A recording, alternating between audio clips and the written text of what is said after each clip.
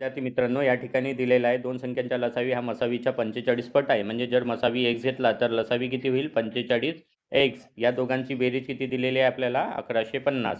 तर इथे काय झालं मग 46x बरोबर 1150 बरोबर आहे.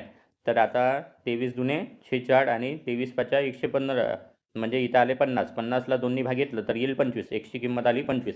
आता मला यांनी काय म्हटलेलं आहे आता हा सांगा.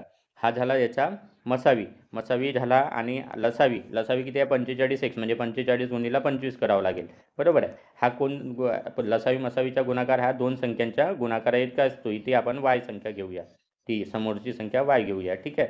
तर इथे काय होईल मग हा 25नी याला भाग दिला तर 5चा भाग जाईल, या 5नी याला 5चा भाग जाईल. आता 45 गुणिले 5 म्हणजे 225. ही कशाची किंमत आली y ची. तर अशा प्रकारे आता बघा ही दुसरी संख्या ही किती आली 225 आली. ठीक आहे.